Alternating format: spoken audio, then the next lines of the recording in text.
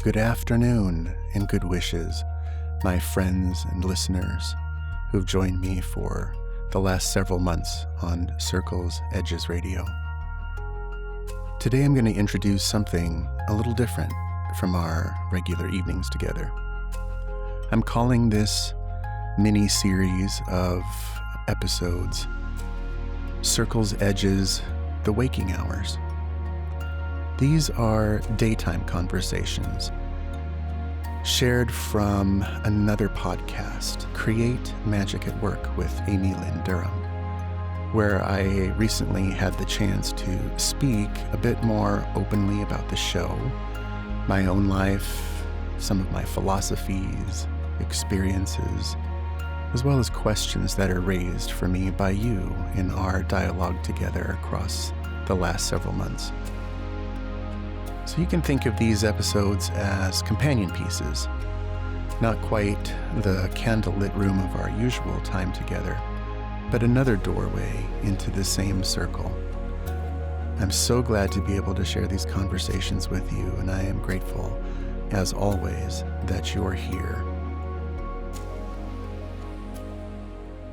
Hardcore empiricist scientists would dismiss a lot of that as some sort of metaphysical mumbo jumbo. Like, you can't see the future. You're not experiencing the past. There's not a past life. There's not you didn't foretell the future, blah, blah, blah. But I think that discounts the fact that we don't even know what time is. And yet our biology has evolved in the context of space, time, and gravity.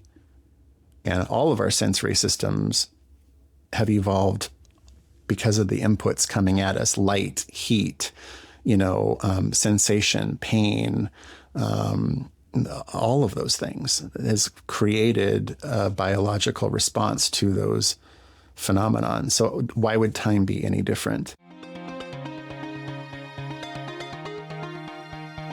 Hey, it's Amy. Welcome to Create Magic at Work, where we cast visions for a future of work where business decisions ripple outward to our teams, our communities, the planet, and humanity as a whole. If you're ready to edge walk instead of sleepwalk through your leadership, you're in the right place. So let's start making magic at work. Hey everyone, Amy here. Welcome back to part 2 of our conversation with Dr. Aaron Tabacco. In part 1, we discussed the shadows of empathy and the inspiration behind Aaron's new podcast, Circles Edges. If you missed that, definitely go back and take a listen to set the stage for today. Today, we are talking quantum presence. This is Aaron's concept that time is not linear, and we explore how that shift in perspective allows us to move beyond just absorbing the world around us. We're going to finish the conversation by discussing the evolution of spirituality and how to move toward a state of interdependent, compassionate presence. Together, let's exercise the Edgewalker skill of focus, staying truly centered and giving our full attention to a concept that has significance and importance. Let's get back into the discussion. We have so much to talk about. I want to get to one more piece, if you're open to it. Absolutely. Your work on quantum presence. Mm-hmm. Well, first, for everyone listening, if they haven't heard, I'm like, sum it up in a minute. Your work on quantum presence. Oh, absolutely. If you could share a little bit, I know it, because I have a few questions around it. But for everyone listening, quantum presence, like, what do you mean when you're saying that? Well, I think I want to start with a disclaimer that in the last several years, we've entered, the tech world has entered into a phase of using the word quantum to market a lot of things. Mm-hmm. And so what I don't want people to take away from the conversation is that this is sort of a trendy way of trying to to come up with some brandable form of spirituality like we were talking about earlier. Yeah, a lot of the coaching industry, like, have your quantum leap. Give me $60,000 for your quantum leap. Exactly. I'm actually using the term quantum here, from its sort of scientific roots in the quantum physics realm. And I'm thinking about that as our quantum physicists are exploring the universe and trying to figure out, what time even is, Mm-hmm. because we're not actually sure what that is or if it's even real. But what I am talking about is, if we just start with the concept of presence, lots and lots of focus on that in many cultures over, many eons of human history. Right now, I think it's emerged in, I can't speak globally, but it's become a very popular thing in Western culture to focus on, especially in the leadership realm, to be present with other people, to be very present in the moment. Mm-hmm. So there are all kinds of practices around how to cultivate a higher level of presence for self, being fully in a given moment, using mind-body practices to be centered. And essentially what people are talking about is, to have their own emotional and cognitive authority to say, I'm going to focus my attention solely on what is here now. I'm not going to allow my brain or my body to hijack me and make everything noisy and shift my focus away from something that isn't even present with me in this proximity. So I think there's sort of a basic understanding of that's what we're talking about when we're talking about presence. And there's also kind of an idea that if we can really get good at practicing present, that being able to fully inhabit this space we call now, that there's like there's this very high level of almost existential bliss that can be found. And that's probably true. It also feels almost unattainable. I mean, the perfectly silent mind, is that really even a human quality? Because as soon as we start to acquire language in childhood, we develop an internal voice that it never shuts up. And to try and make that quiet is quite a task. And there are religious orders across many denominations and philosophies where there's this pursuit of that, and it takes lifetimes of practice. And some people, it seems, I mean, I've seen the brain scans in of Buddhist monks. I mean, there are studies literally around this phenomenon. What does the brain look like if it's perfectly silent? And apparently some people actually get there after 40, 50 years of learning to meditate. Mm-hmm. But what I'm offering with the quantum piece is sort of allied, actually, with the same spectrum experience we were talking about around empathy. Mm-hmm. That for some of us, our experience of time, well, all of us, our experience of time is like all of the rest of our senses. Whether it's, empathy, the ability to perceive that someone else is having an emotional experience and to allow that to trigger our own emotional centers.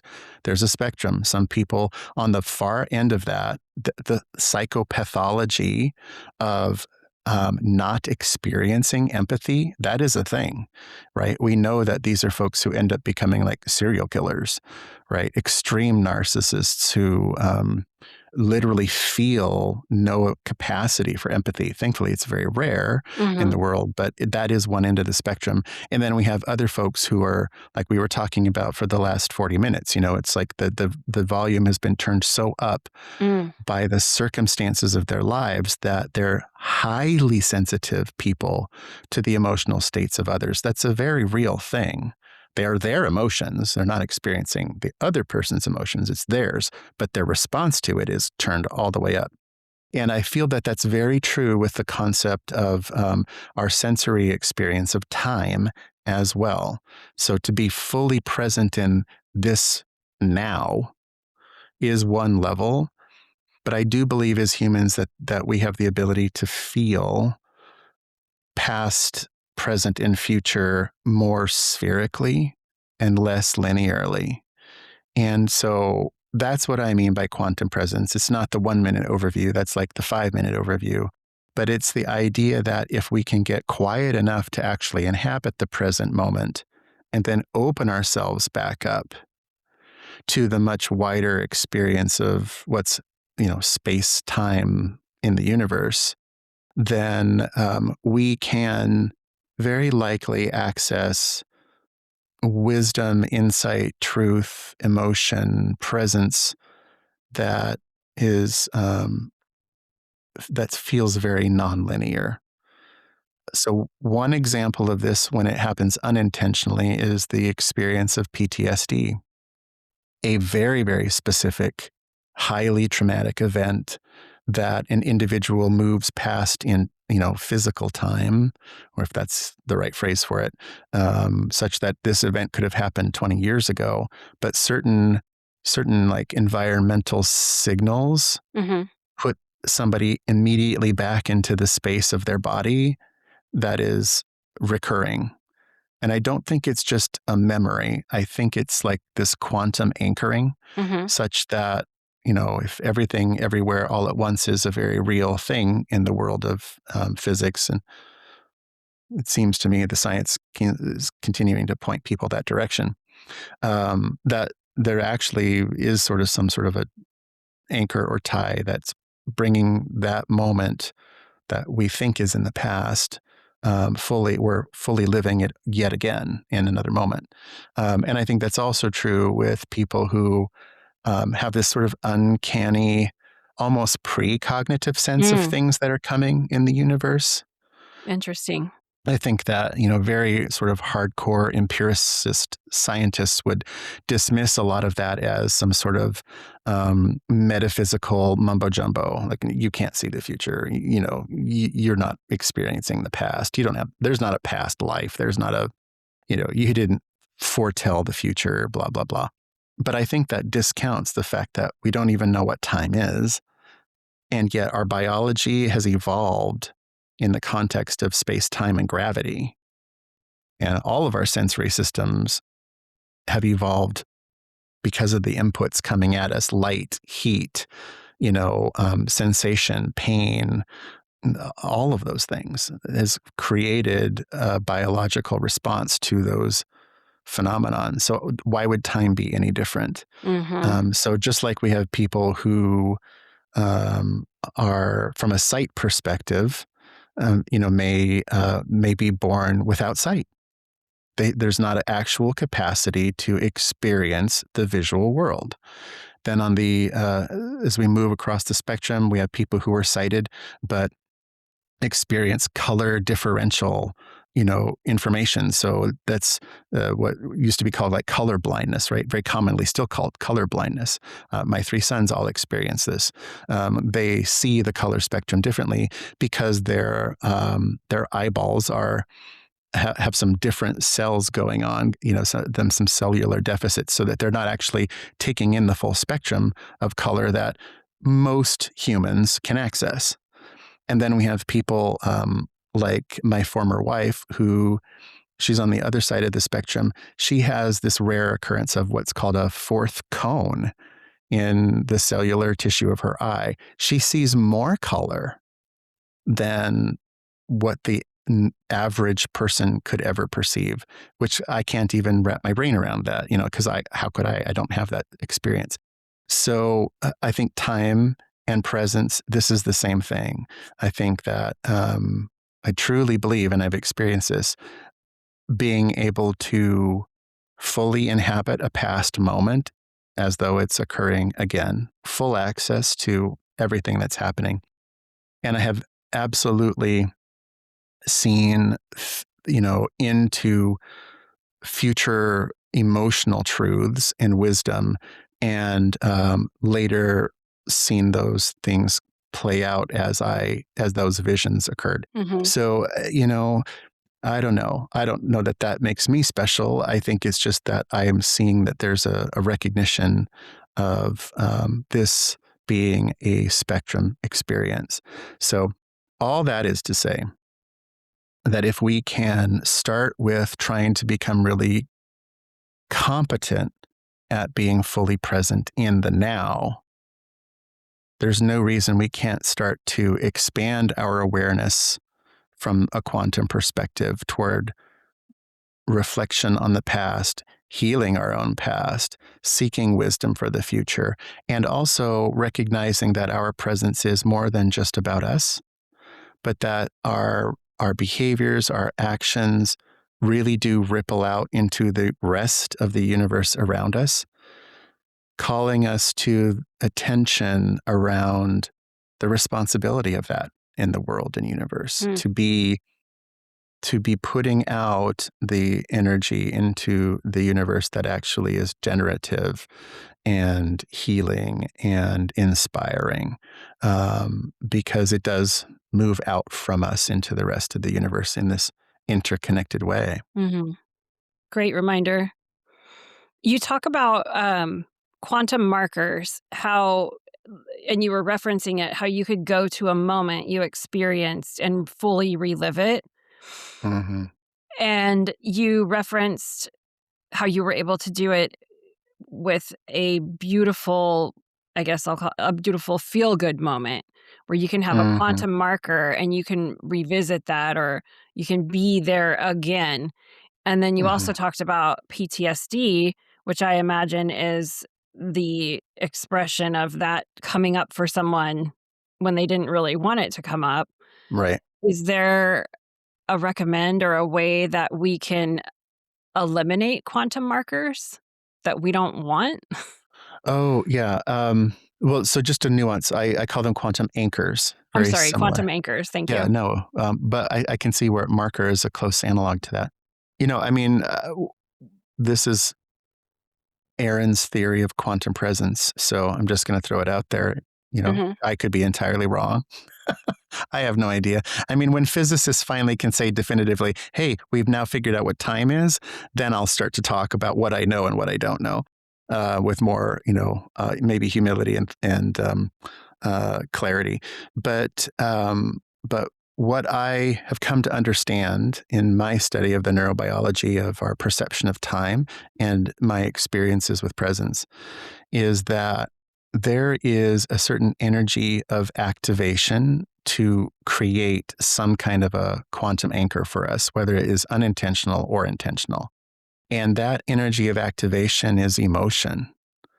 That what emotion does when it is circulating through our brains at a very sort of high biochemical voltage is it really activates the neural network of our brains, which is a vast universe of billions of cells and connections. Like, it's mind blowing, the capacity of our brain. So if the brain were a time machine, if we were to use like a science fiction analog, then what turns that on is emotion. It isn't cognition. It isn't deep thinking. It isn't meditation. It is deep, profound energy of emotion. Mhm. And with that little bit of knowledge, it makes a lot of sense why, if we are, for example, in the PTSD scenario, if your life is threatened, if you are in an absolutely in the throes of a deeply emotional experience, in the fear of life or death or harm, imagine how much emotional energy is running through your brain and body. There's a lot there, and I have come to believe that that leaves a quantum signature or an anchor, like, boom, Mhm. it has created this portal. And even if, our linear experience of time takes us beyond that moment, inputs in our sensory world might remind us of some aspect of that. It might be conscious, it might be subconscious. We don't even know sometimes. This is the difficulty with PTSD, is sometimes people think about research on soldiers, post-deployment and PTSD episodes, and, how a loud sound, which is not even the same sound maybe as an artillery shell that created this moment in their past, but it is loud enough that the body responds to it. Emotion goes coursing through the brain, again, fight or flight. And it's like these two points in space-time are fully connected in this moment of entanglement, right? And Mm. the quantum physicists call that entanglement. And Mhm. that's what I think is happening in the human brain. This is, again, according to me, and I don't know. There's probably someone else out there too, who's more knowledgeable on this than I am. I am not a quantum physicist. I mean, I have a PhD, but it is not in quantum physics. Just so anybody listening knows that for sure. But that makes perfect sense to me, because if two particles on the quantum level can be bound across space and time and synchronous with each other, well, then isn't that exactly what is happening in PTSD, right? This moment of perfect connectivity in it's like simultaneously happening in two places in space-time at once. And wow, that's pretty profound. That could mean then we could harvest that with the right emotional state for our benefit. You were talking about an example I've shared before, and probably, I don't think it was on this show, maybe it was in the cafe or something, but intentionally making a quantum anchor before I even had the language for that with my first child, my son, my oldest son, and being utterly exhausted by the early days of parenting when there's no sleep. They just he struggled so much to fall asleep. He was cry for hours and hours and hours, and it was just heartbreaking and challenging and difficult. And so many, many, many nights would be like on the floor on a mattress with him on my chest. And I wanted to be a father more than anything else growing up. It was the thing that I think I most aspired to. When I finally had that experience, and there was one night in particular where it was a really rough night, and he finally had fallen asleep on my chest. And as hard as it all was, and as emotionally charged as I was by the exhaustion, I was just weeping, because even then, I knew that this beautiful feeling of this baby on my chest, like I was already losing it. Like he was going to be on a growth path, and there would come a day where there was a last day he laid on my chest, and I wouldn't even know that it had happened, right? Because of the routines of life. And I couldn't tell you the last day. I don't know how old he was. I don't remember when it was that he fell asleep on my chest, but it happened, right? And so I was keenly aware that this moment was going to slip by, and I couldn't exist in it forever. And I was so distraught by that realization. I became so emotional that I decided that I was going to just so fully inhabit that moment that I was going to force my brain to remember the smell of him, the weight of him, the feel of his little onesie under my fingers, the feeling of his warmth against my body, the feeling of my arms and hands around him. I was not going to allow myself to forget that, if possible. And, to this day, if I want to, I'm going to cry. If I want to have that experience, I just need to reach out and allow that entanglement. And its moments now, the energy of activation is, God, I miss that. I wish I had that again. I want to have that again. And my whole body is transported to that space. So, I think hopefully that answers your question, that, it's this emotional energy of activation that can lead us astray unintentionally with a traumatic experience, or that can allow us the opportunity to take something that's really valuable to us and hold on to it in a way that is indelible. But it's not just about the past, right? Because obviously 24-year-old me holding my son, and now, I'm 53, almost 54. So it's almost 30 years later. Actually, this year it will be 30 years later. 30 years ago, I had no idea that I would be connecting to my future self. I thought about it in that moment of, I want to hold on to this past. But, if I really think about it on another meta level, it's like that is me now reaching out to Aaron then, saying, keep this. I want it again. Give it back to me. I'm going to join you. I'm going to be there. And it's really profound. So, I don't know. We've maybe gone too far today in all of this, but No, very profound.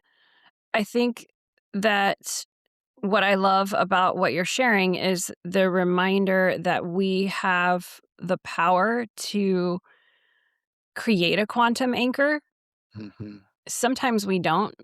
Maybe, with some situations that have occurred where that were traumatic.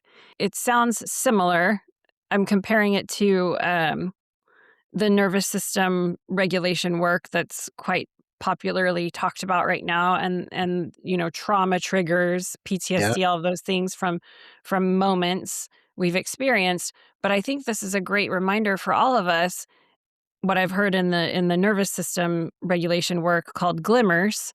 And Mhm. so when we are experiencing what we would characterize as a glimmer in our life, maybe we have a more conscious awareness of that, and we can create more quantum anchors of the glimmers that arise as well.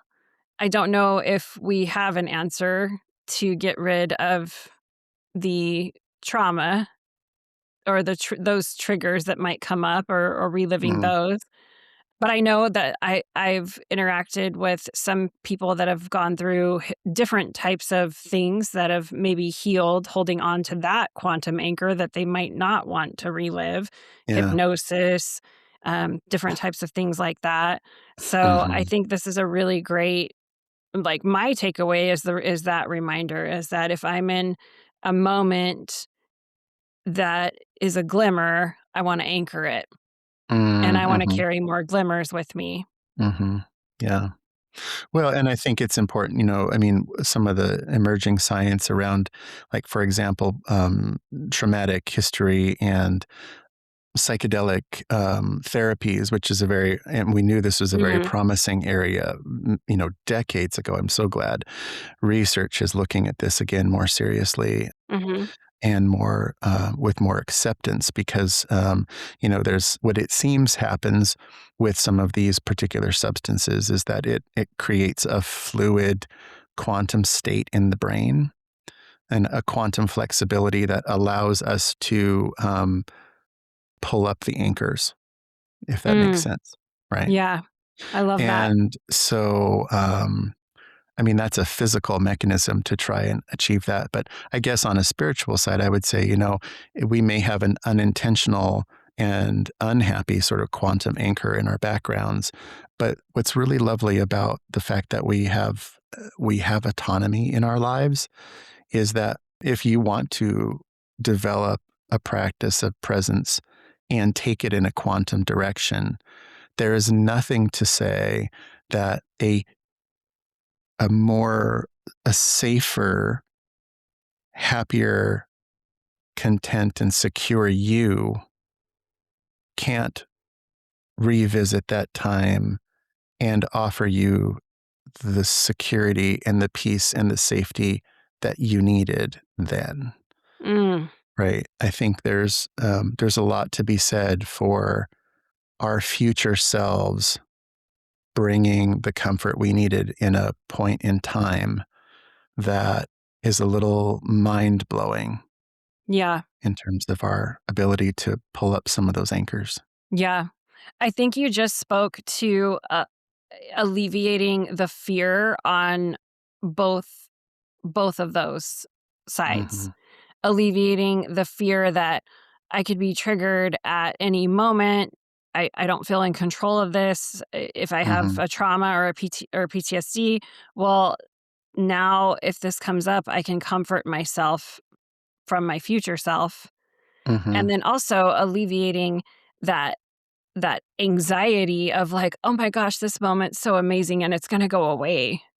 Right. And then we're not even experiencing the joy in it because we're like, "Oh, this is like, this is so good and it's gonna be gone."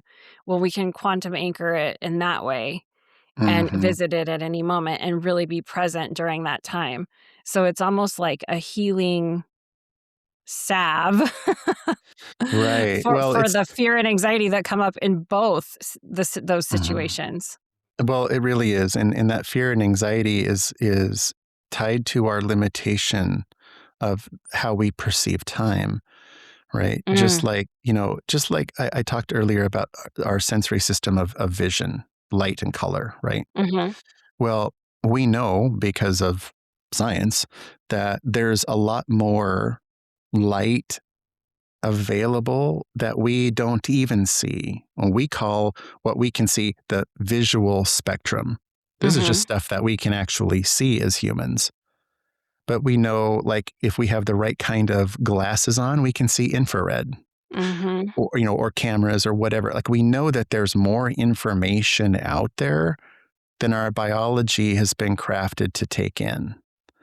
And it's probably a good thing because it might be just too much information and too overwhelming. And how could you navigate it if you were seeing not just light and color, but you were seeing, auras and, infrared and like all of these other forms of visual or non-visual stimuli that could, if we could perceive all of that, if we could perceive echolocation through our eyeballs, I mean, how would you navigate? You'd probably just be in this constant state of sensory overwhelm. So there's a certain functionality to the limitations of our system. But if you think about time and our linear experience of it as a functional limit to actually allow us to navigate the universe, it makes a lot more sense because if those in the camp of quantum physics who believe that time isn't actually real and everything that ever could happen or would happen or has happened all exists simultaneously at one time in the universe. I mean, if we could perceive that, I don't know how you would navigate through the biology of life, Mm-hmm. right? It doesn't make it would be almost impossible. So there's a certain functionality from the limitation of experiencing time as this linear thing. Yeah. But that functionality of that linearity is what makes us feel anxious about past or future, holding on to it or letting it go. And, just the idea that, well, if time isn't really linear, if I can develop a practice of my presence in the quantum area, but the goal isn't to stop believing time is real. The goal is to move beyond being present in a linear form to being present in a spherical form. Mm-hmm. Right? To just be able to touch, even just touch a little bit, the idea that all of our past selves and all of our future selves are accessible to us on this point we think of as a timeline can bring us so much comfort. Mm-hmm. Like if you really think about it, some future you has gotten to the other side of whatever difficulty someone might be facing right now. Doesn't mean that it all worked out. We have no idea how it worked out. That's what's giving us the anxiety. But some future you knows how that story worked out. And wouldn't it be great to, even if you couldn't converse with that person, to hear how the story worked out verbally? But if you could just get a sense of the emotional truth, the comfort of just knowing that you're on the other side of it, no matter how it turned out, but that we get through it, that's so powerful. So powerful. Yeah. And part of what you're speaking to is the awareness of the limits of our human perception. Mm-hmm. And when we become aware of that, actually the world opens up for us more, Mm-hmm. because we're aware that like our view isn't the only view and that there's all of these possibilities that we, like you were talking about vision, that we might not be able to tap into with our sight or with our vision. So much more we could talk about. We'll have to do another to be continued. Um, I know. okay, one final question for you, Mm-hmm. and then maybe we can pull an Edgewalker card for Oh, that's a good everybody. idea. Yeah. Tell everybody first, thank you again for coming on Create Magic at Work and sharing all of this. I mean, we dove through so much in this conversation, the shadows of empathy, the fixation that we have, and then finally quantum presence. What can people look forward to with Circle's Edges if they want to hop over and listen to the episodes that have released and then wait for the other ones to launch? What can people look forward to if they do that? I think what people can look forward to, I've been very intentional about how I have crafted what we can call this first season, because this concept of circles, edges, it takes a little bit of getting your brain wrapped around it.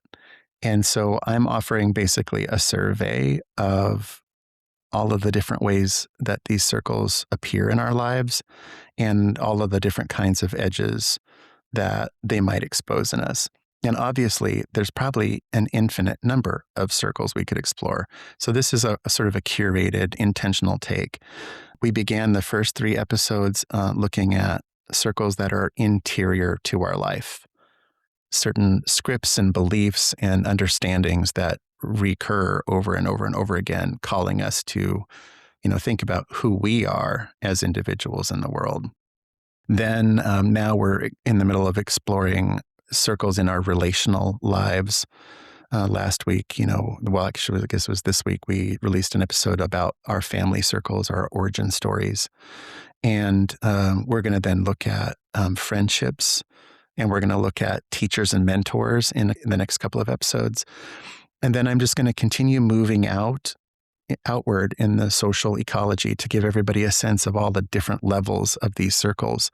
And so we'll move to the circles of space that we inhabit. After relationships, we're going to talk about places that we return to. So concepts of our lived environments and the circles we experience there.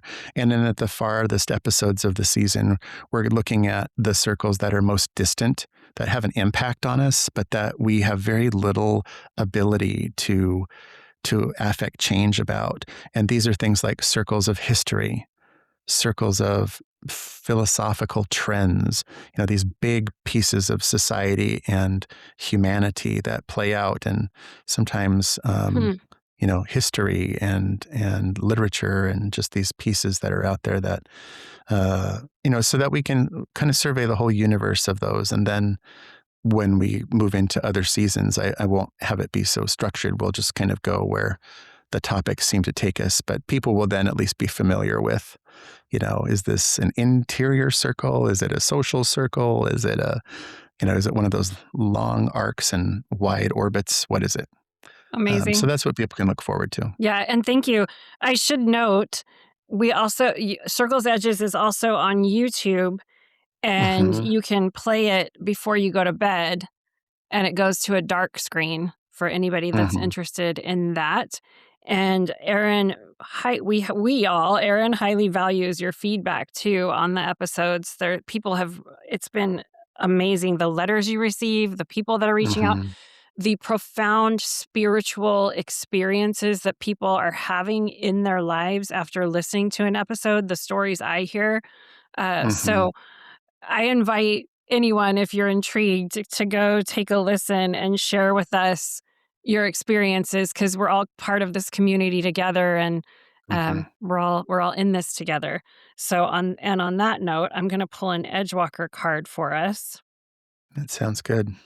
Since we are fellow Edgewalker facilitators. Ooh, one just fell out and flipped. So I'm assuming that we'll have to go with that one. I love it. And there's another one sticking out. We're getting 2. Hey, well, there you go. Okay. Oh, one of them's a circle. Get out. What? Yay. You're Yay. kidding me. Oh my God. One of them's a circle. Amy, that's so amazing. It's a circle of people. We'll flash this on the screen on YouTube. Gosh. And the sun is shining above them. And the affirmation, or the authored by Dr. Judy Neal, is, I am aware of the power of generative conversations and look for opportunities to join with others to manifest something new. Mm, So good. that So right good. there is the definition of circles edges. I was just saying, go to Circle's Edges, like Oh my after, gosh. if you want a generative conversation. So I am aware of the power of generative conversations and look for opportunities to join with others to manifest something new. And it's on the manifesting card in the Edgewalker card deck, which the definition there is the ability to take a thought, idea, or vision and take concrete, practical steps to bring it into being. Yeah. That's taking the circle and moving into the edge. Look at that. The Amazing. circle.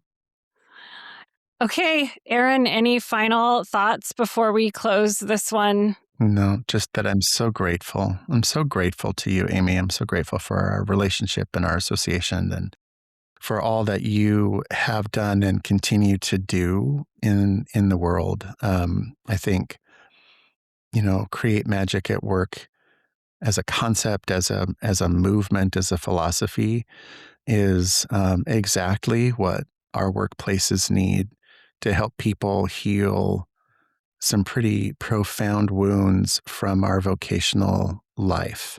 So I thank you for all of that. And I think everybody listening, if anybody's interested in Circle's Edges, this is entirely for me service in the world. This is my resistance against just what feels like immeasurable dark forces right now. And I would love for you to join that movement and community.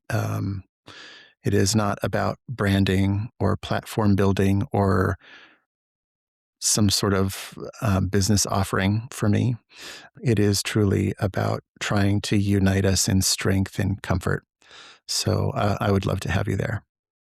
Yeah, thank you. Thank you for bringing it to life. Thank you for bringing your voice to the show again. And, there's something about the things that you share that help all of us operate from our higher selves a little bit more Mm, and invite us into some deeper and more profound thinking of who we want to be and how we want to operate in the world. So thank you for sending some magic mm. to everyone today. Thank you. You're all the magic. Thank you for joining me for some of these daylight crossings. And I look forward to returning to you again next week in the evening for another episode of our traditional Circles Edges Radio Hour. Until then, I'm sending you good wishes and a good day.